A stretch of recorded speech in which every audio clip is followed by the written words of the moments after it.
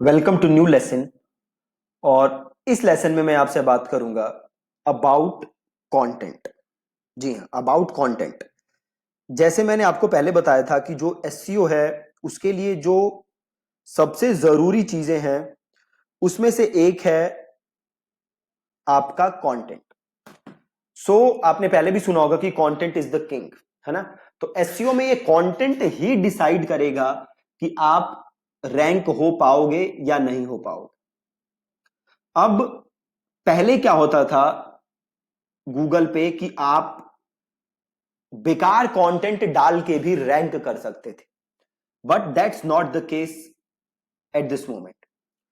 अब सपोज करो, एक सिंपल सिचुएशन लो कि आपकी ये वेबसाइट है, ठीक है। इनफैक्ट वेबसाइट रैंक नहीं होती, हमने बात की थी क्या रैंक होता है, वेब पेज। आपका एक पेज है और इस पेज को आप गूगल पे रैंक कराना चाहते हो। अब एक बात बताओ, क्या आप अकेले हो जो कि अपने पेज को रैंक कराना चाहते हो? Answer is no. आपके अलावा लाखों लोग और हैं जिन्होंने वेबसाइट बना रखी है, वेब पेज बना रखे हैं, कंटेंट लिखा हुआ है। अब गूगल के पॉइंट ऑफ व्यू से सोचो कि गूगल आपको क्यों दिखाए, उनको क्यों ना दिखाए। गूगल अल्टीमेटली क्या चाहता है? गूगल क्या चाहता है पहले तो ये समझो आप। गूगल चाहता है अच्छा यूजर एक्सपीरियंस। इसका मतलब क्या है? अब एक बात बताओ, गूगल कोई बार बार क्यों यूज करता है? गूगल कोई बार बार इसलिए यूज करता है कि वो जो प्रॉब्लम का सॉल्यूशन ढूंढ रहा है वो सॉल्यूशन उसको कहां मिलता है? गूगल के ऊपर। तो गूगल पे सर्च करता है, गूगल उनको वेबसाइट्स रेकमेंड करता है जहां जाके उसे सॉल्यूशन मिलता है। अब अगर किसी बंदे को गूगल पे वो सर्च करे और उसको सही सॉल्यूशन ना मिले, उसके प्रॉब्लम्स के जवाब ना मिले, तो क्या लगता है आपको बार बार गूगल यूज करेगा? Answer is no. और अगर वो बार बार गूगल यूज नहीं करेगा तो किसका कस्टमर निकलेगा हाथ से? गूगल का। फिर गूगल को लॉस होगा, राइट। तो गूगल अल्टीमेटली चाहता है कि उसके यूजर्स का एक्सपीरियंस अच्छा हो। और यूजर्स का एक्सपीरियंस तभी अच्छा हो सकता है जब यूजर्स को उनके प्रॉब्लम का सॉल्यूशन मिले। और प्रॉब्लम का सॉल्यूशन कैसे मिलेगा? Through content. ठीक है जी। तो आपको करना क्या है, आप जिस भी प्रॉब्लम का सॉल्यूशन दे रहे हो या जिस भी क्वेश्चन का आंसर कर रहे हो या जिस भी कीवर्ड के ऊपर आप कंटेंट लिख रहे हो, वो अल्टीमेटली यूजर की जो रिक्वायरमेंट है उसको सेटिस्फाई करना चाहिए। अगर आपका कंटेंट यूजर के रिक्वायरमेंट को सेटिस्फाई नहीं कर रहा, यूजर की नीड को सेटिस्फाई नहीं कर रहा, तो आपका कंटेंट कभी रैंक नहीं हो सकता।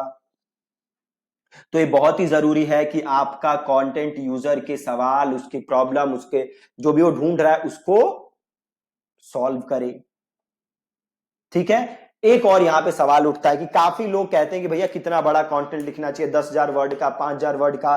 काफी इस पे रिसर्च भी आती रहती है। आप बहुत लोगों से सुनोगे कि भैया 10,000 वर्ड का कंटेंट होना चाहिए, 5,000 वर्ड का कंटेंट होना चाहिए। रिसेंटली गूगल ने एक जवाब दिया है, एंड अकॉर्डिंग टू गूगल आप कितना बड़ा कंटेंट लिख रहे हो वो मैटर नहीं करता।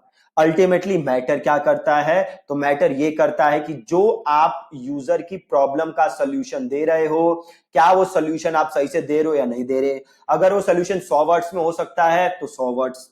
अगर वो सोल्यूशन देने के लिए आपको 5,000 वर्ड्स चाहिए तो 5,000 वर्ड्स। अगर वो सोल्यूशन देने के लिए 10,000 वर्ड्स चाहिए तो 10,000 वर्ड्स, राइट। अब अगर जस्ट लिख रहे हो कि भैया पेंसिल क्या होती है और इसको लिख दिया 10,000 वर्ड का कंटेंट, अनरिलेटेड कंटेंट जिसका कि यूजर के सवाल से कोई मतलब नहीं, तो कोई फायदा नहीं होने वाला। ठीक है जी। ये बहुत ही जरूरी चीज है जो आपको ध्यान में रखनी है।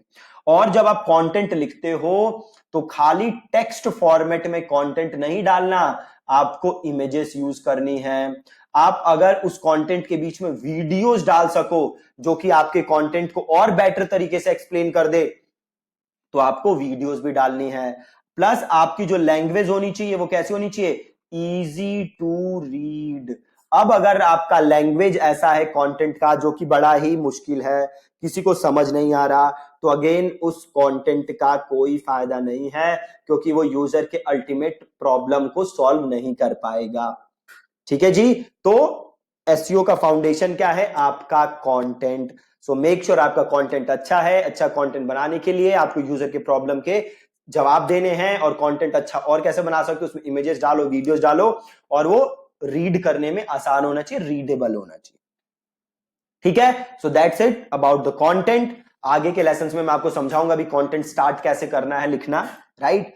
सो दैट्स इट। और फ्रॉम दिस वीडियो कल की जो लेसन है वहां से हम सीखेंगे कीवर्ड्स के बारे में, ठीक है, कि कीवर्ड्स कैसे रिसर्च करने, क्या क्या टूल्स हैं। सो 2-3 लेसन आपके कीवर्ड्स के ऊपर आएंगे, ठीक है जी। So that's it from today's video. आज की वीडियो में बस आपको एक चीज सीखनी थी कि कंटेंट की लेंथ क्या है, फर्क नहीं पड़ता, यूजर के सवाल का अल्टीमेटली जवाब देना चाहिए, और कंटेंट आपको लिखना है विद इमेजेस वीडियोस, और वो इजी टू रीड होना चाहिए, ठीक है। इतना ही है इस लेसन का crux. Thank you so much for watching this lesson. कल मिलेंगे।